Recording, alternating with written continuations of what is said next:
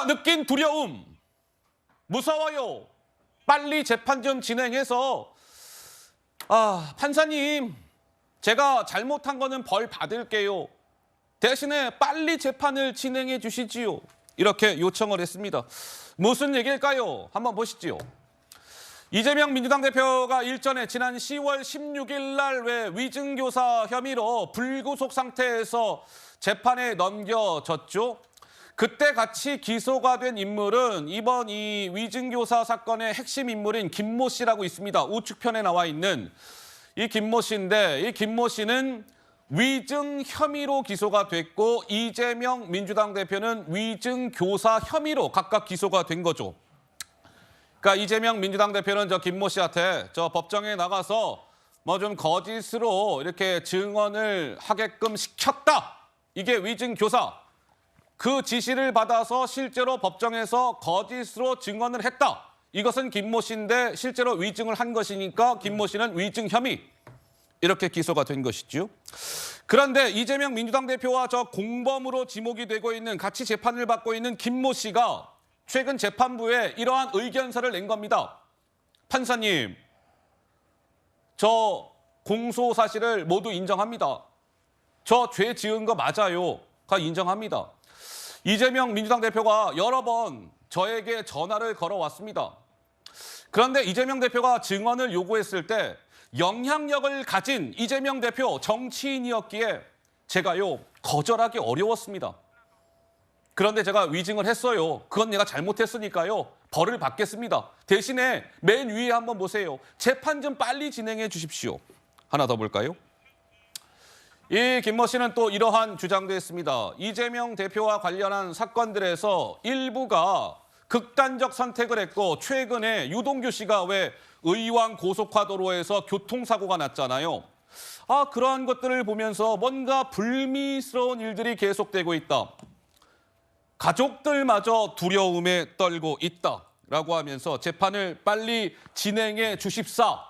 판사에게 요청을 한 것이죠. 저 김모 씨의 변호를 맡고 있는 배승희 변호사가 어제 채널A와의 통화에서 이렇게 이야기했습니다. 이어서 한번 들어보시죠.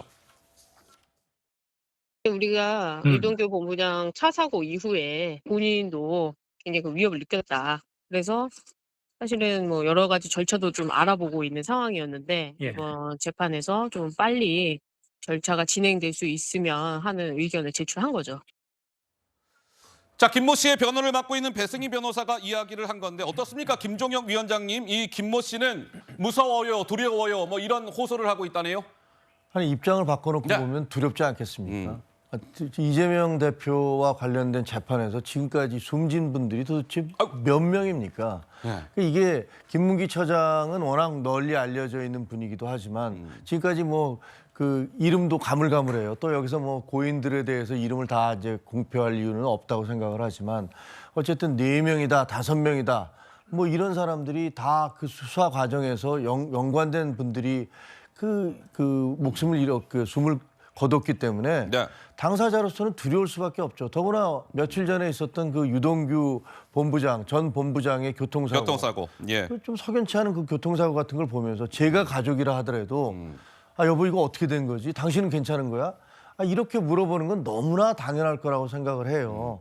그러니까 재판을 빨리 치러서 이게 진실이 뭔지를 빨리 밝히고 끝내자라고 요구하는 건 당연한 거죠. 근데 좀 재밌는 게 저게 수사 과정에서 그 녹취록이 입수가 된 거잖아요. 맞아요. 녹음된 목소리가 입증이 드러난 건데 그 이전까지 이재명 대표께서 뭐라고 그랬어요? 터무니없는 소리다라고 펄펄 뛰면서 부인을 하셨잖아요. 그러다가 본인의 목소리가 담긴 이 녹취록이 검찰 수사 과정에서 드러나니까 그때부터는 거기에 대해서 입을 다물고 말씀을 안 하고 계세요.